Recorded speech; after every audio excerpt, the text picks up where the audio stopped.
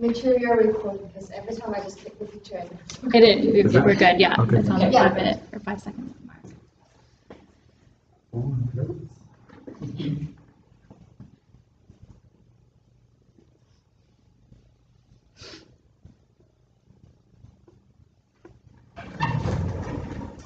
Hello, how are you guys?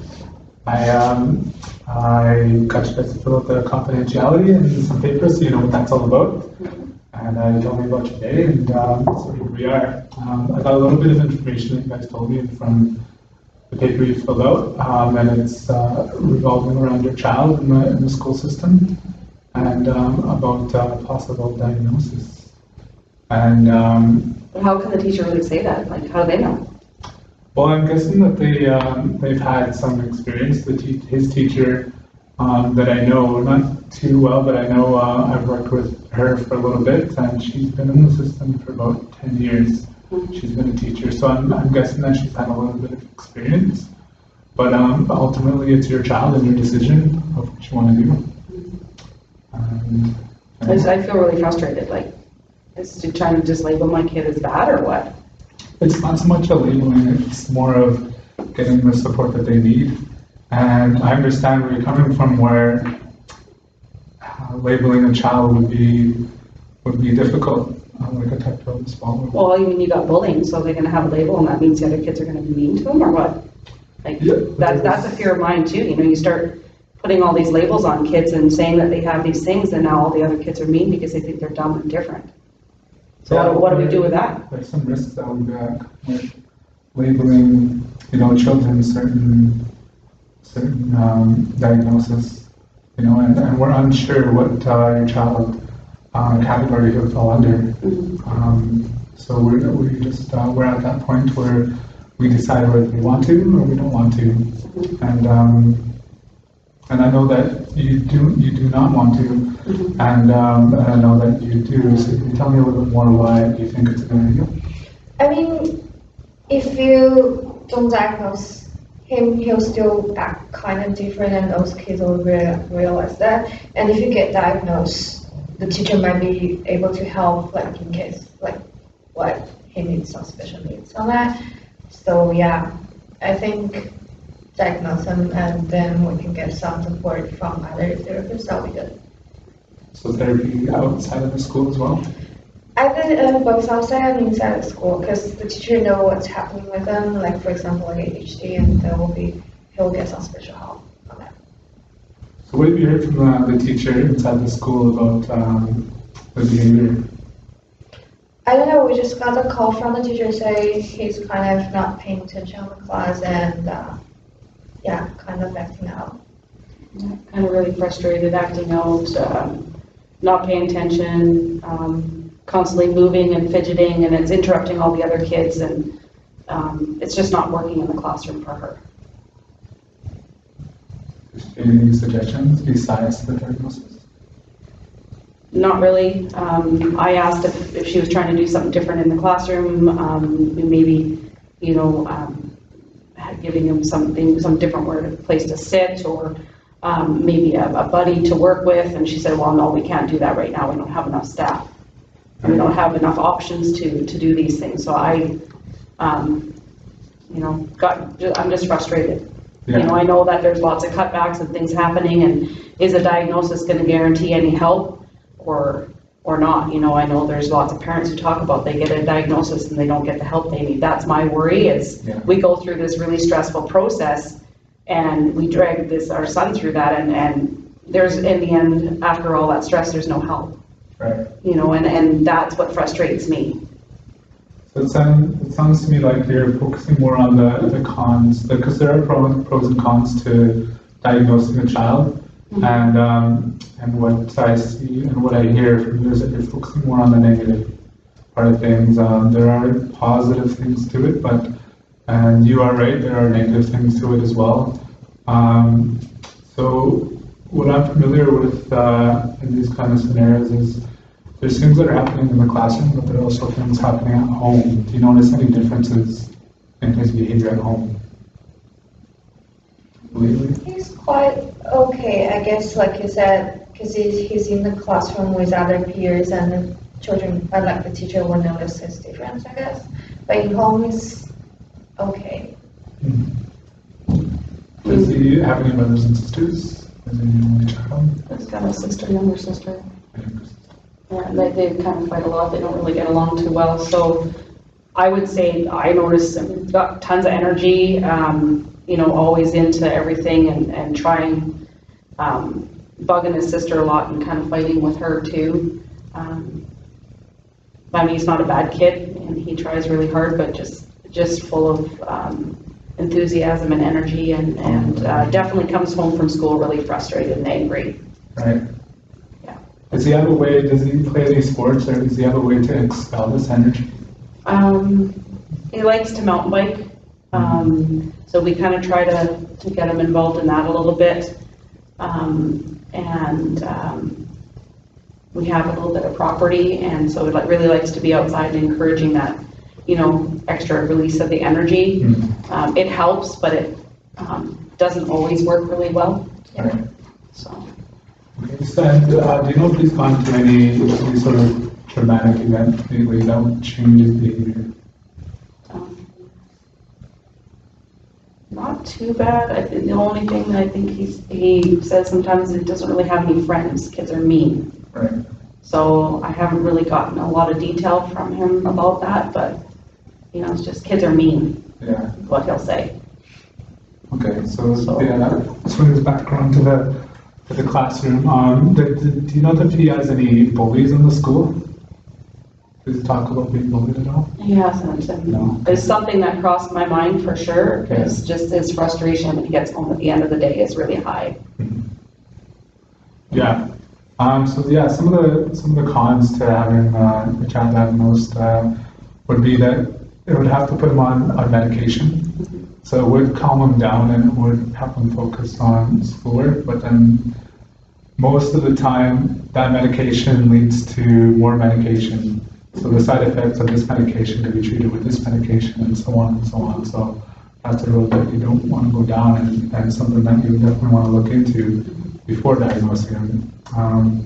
But again, that ties in with the pro of diagnosing is that you get him on the right medication and he's calm and he doesn't cause distractions and he starts paying attention more in school to his homework and whatnot, and he's more focused on school and he learns and he gets through the grades. And Yeah, but how can you do that by just giving somebody some medication and pills? What about other things in the classroom like that? yeah, so I think that would frustrate me, you know, here, just give your kid a pill and make them better. That doesn't always work either. Yeah. And that's my fear about having this label and this diagnosis. I don't want to just give my kid some medication and make them a zombie and change who they are. yeah. I don't like that. Yeah, no, that's the big thing nowadays is medication side effects and everything are becoming more aware to the parents, and so that's what I wanted to bring up forth with you guys too, is that there's side effects and different routes that you can go down besides using pills and whatnot to fix the diagnosis. So another thing that you could try, if you haven't tried already, is some therapy outside of the school. If you can't get him diagnosed, try to figure out what his diagnosis is without being diagnosed. So that way you can find the right therapist to focus on what's going on with him and do some training sessions so that he can. So one that I've seen in school is when he gets too riled up and his energy is too high, that he smells the flowers, so he takes in a deep breath and then he blows out the candle. So we get him to do that 5 times and then take a break and then get him to do it again. And in that, it calms him down. His blood pressure goes down and his energy goes down. And But you got to get him calm enough to be able to even do that, to sit that long, to be able to even focus on that. Yeah. So this true. counselor kind of thing, like that would be something they could help them help them with the skills and then to know how to do these things and maybe teach us some of those things too, like, because we don't really know, we're frustrated, like we don't know what to do. Right. Yeah, the right counselor, the right therapist would have those techniques, that one and many more, to help them without the pills, to help them kind of get them centered and to be more calm and to focus more in school. So what is like this whole diagnosis thing, like, I mean, going through it, like, what does it even look like? What is the process? Is it some psychologist that sits there and tells us what our kids has? Do they observe them? Like, what is it? I don't know anybody really that's been through it, and what does it actually look like? So I don't do the diagnosis myself, but there is somebody that does it, and they go through a process, and they talk with the child and do an interview, and they fall under a certain, it's in a book, I believe this is DSM-5, I'm not too sure, but if they fall under this category, then it's this diagnosis. And then so right away, you get the right support for this diagnosis, because if it's something else and you're kind of guessing and you get the wrong support for them, then it's an endless circle. It doesn't go anywhere. So you need the right one for the right support. So how do we know we're getting the right person to do the work and to do this diagnosis? The school will take care of that. As soon as you give them the permission, then they'll take it from there. And so it happens at school then?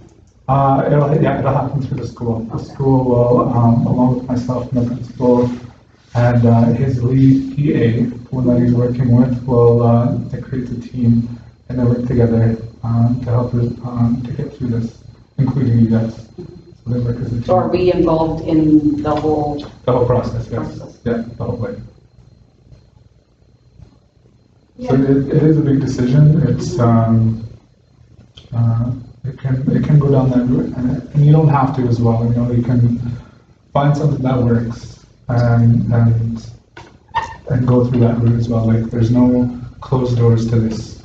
It's up to the parents ultimately. So maybe, I don't know how you feel about that, just thinking right now, do we have a time to meet with the teacher and the principal and kind of everybody that's working with him right now to have a conversation before we would make that decision? Just to see what's really going on inside. I mean, we only get to see little pieces and we get these odd phone calls, but it would be nice maybe to meet with everybody. And yeah, they'll have a lot more information as well. You know, like definitely the principal is the one you want to talk to, because they're going to spearhead the whole thing, going through this as well. And I think maybe for like talking to the teacher, not when they're not busy and in the classroom, and having that time maybe to answer some of our questions. Yeah. And maybe share with us what a day actually looks like inside the classroom and what they're seeing maybe, or their frustrations. Eventually we'll have to decide either we need to diagnose or not. But it would be nice to know what's happening first before we jump to that, you know, to kind of do the steps. Yeah. Because it's a big step to make that decision. Yeah, you don't want to just jump right in. Yeah. You want to go through all your options as well. And what I'm hearing from you is you don't want to do it, but if you can get more information and it helps clarify what's going on and what's going to happen in the long run, you might be more comfortable with the decision. Because I can't tell you where to go either way, but I agree with what you're saying. Just get all the information you can. You know, I mean, I want to do the best for my kid, but I don't want to make the wrong decision either. You know, if we make the wrong decision, they get diagnosed with something that they don't really have, then what do I do? Yeah, exactly. You know, then am I setting them up for failure?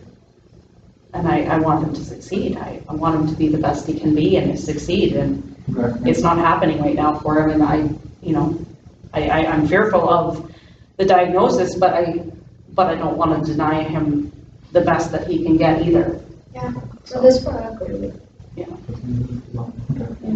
So I'm just wondering if there is a way that you can set that up, like with the school, and I think that would be maybe the next, I don't know, important for us to ask more questions of some of the other staff that are working. Yeah, so I'll get the schedule from the principal as well as the teacher, and I'll talk to them at the same time, and I'll figure out a time when they can come together and what part of the week that they're available, and then I'll get a hold of you guys as well and figure out a time that you can come in so that we all can come in together and do a meeting.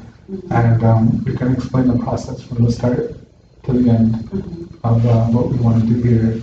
And I'll make sure that we have enough time to leave for questions and explanations and everything as well. You know, so what we're doing here is just the beginning, just to clarify what's going on and to help resolve this in a way so that it's a win-win situation where everybody is happy in the end. And then from here is, so if you guys didn't want to do that, then we'll leave it as it is. And I'll give you some resources in the community where there's other people that can help you go through this without diagnosing. But if you wanted to do a diagnosing or look into it, then you can involve the teacher and the principal and go down that route as well. So what I hear from you guys is that we want to just look into that route. I'm scared to do it, but I'm at least open to hearing and exploring a bit more before I would make a final decision. Mm-hmm. It still is a decision that I'm not comfortable with, but I can't not put my kid first. Exactly. You know, he needs a good education and I want him to succeed. Right. And right now he's not succeeding because something's just not working. Yeah. And that's not good. Yeah, well, that's the goal that we all want for your son. And that's why we're here today. All right.